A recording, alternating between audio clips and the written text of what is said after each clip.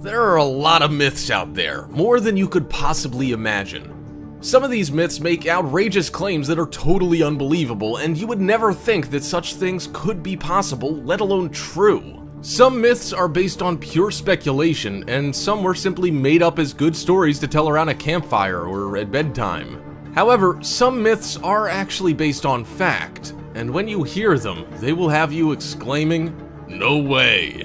With that said, check out these 5 popular myths you won't actually believe are true. Before we begin, make sure you hit that subscribe button to get notified every day for more amazing content. With that being said, let's begin. Number 5. The man who landed a plane in the middle of Manhattan. How many times do you think that making a bet when totally drunk didn't turn out some wild and unpredictable results? Sometimes something's so crazy that it ends up becoming a myth for some reason or another, but usually that it was way too unbelievable to be true. However, some guys made a bet back in the 1950s, and the fact that it actually happened was because it was a well-documented fact by the authorities. A pilot by the name of Thomas Fitzpatrick stole an airplane not once, but twice on a drunken bet. The myth still remains one of New York's greatest feats. What he did was so crazy that there's a cocktail called the Late Night Flight that was named after him. The story began on September 30th, 1956, and after being in a New York City bar, a bet was placed where Fitzpatrick made the claim that he could make a trip from New Jersey back to the bar in New York in less than 15 minutes. But like most bar tricks, there's a catch, and Fitzpatrick didn't mention how he intended to get there. And no, he didn't mention that he was going to use an aircraft. Of course, everyone thought he was just too drunk to make such a bet and wasn't able to comprehend time at that moment. Well, one thing is certain, he was very drunk. But what the people in the bar didn't know is that he had an ace up his sleeve. After leaving the bar, he somehow made it to the Teterboro School of Aeronautics in New Jersey. From there, he stole a single-engine airplane and took off from the runway at 3 a.m. without any lights on in order to avoid the authorities. His original plan, according to reports, was to land on a field of a high school just a few blocks from the tavern. But since there weren't any lights on so early in the morning, Tommy instead decided to land on the street in front of the tavern, and did so on St. Nicholas Avenue near the intersection of 191st Street. And he did it successfully, without hitting any lampposts or cars. Imagine being in the bar and hearing an airplane land out front. Tommy got a fine but didn't go to jail because the owner of the plane was so amused by the stunt and the plane wasn't damaged, and so decided not to press charges.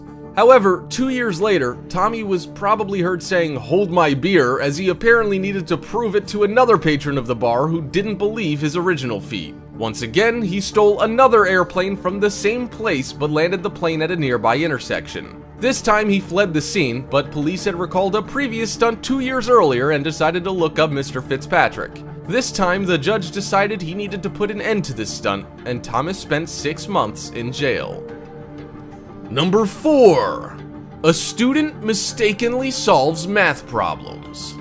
There are not a lot of people who like doing math, and most find the subject difficult, or at best distasteful, to put it mildly. But despite this, most students in school do what they have to in order to get past the subject. Some work hard, and some do just enough to get by. And it's no surprise that some people are more gifted on the subject of math than others. And that is where the myth begins.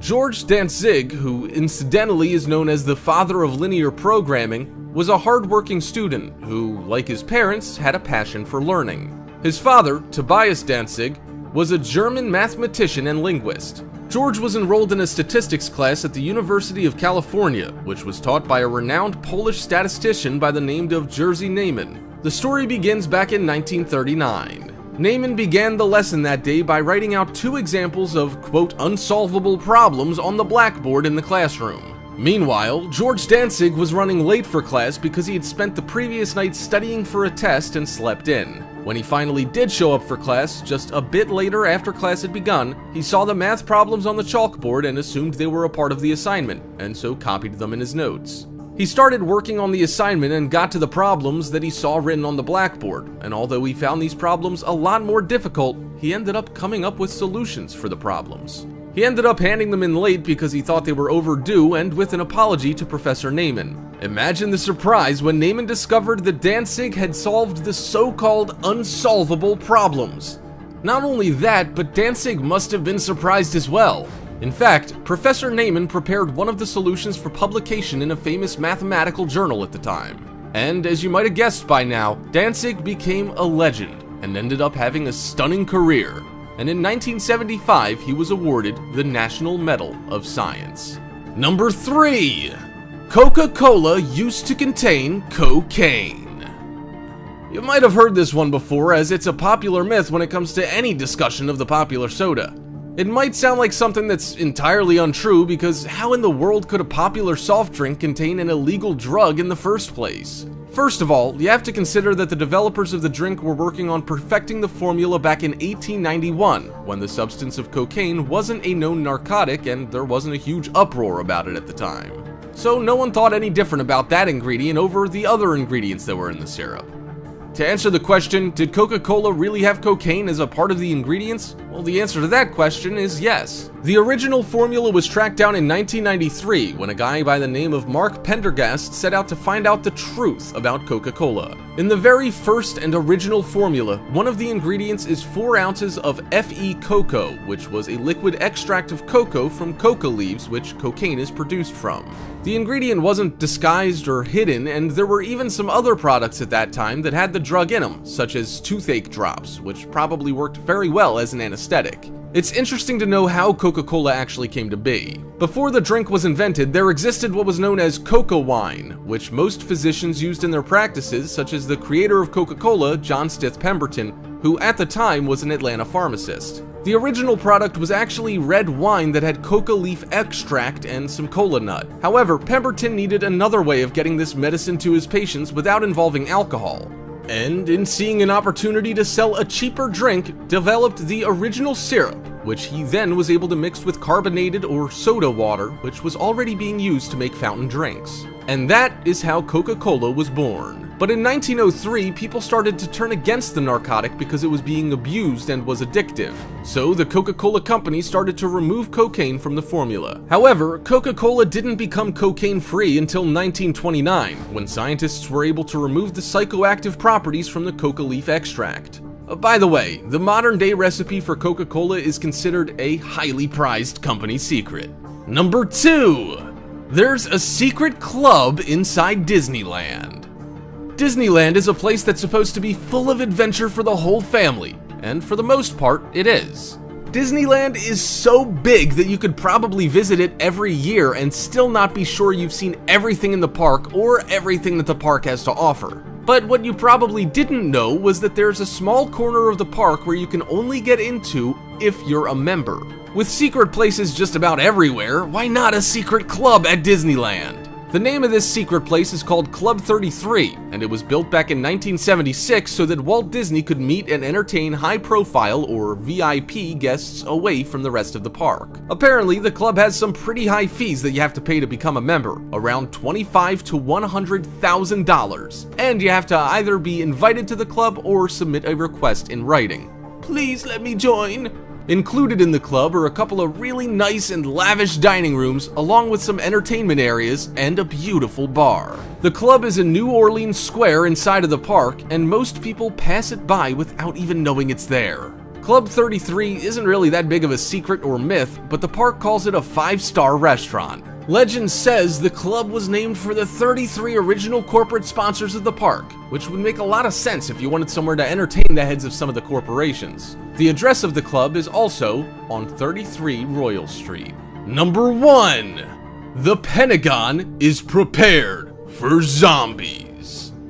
The US military has to be prepared for just about anything to happen, and they have a plan of action for almost any type of situation, from rescuing hostages in certain situations, handling a riot or civil war, nuclear attacks, and even a detailed strategy for handling a zombie apocalypse. So how do we know this? Somewhere, somehow, someone uncovered a classified document obtained on the military's secret computer network that is called CONOP 8888888, which stands for Counter Zombie Dominance, and it turns out that this secret document is a zombie survival plan.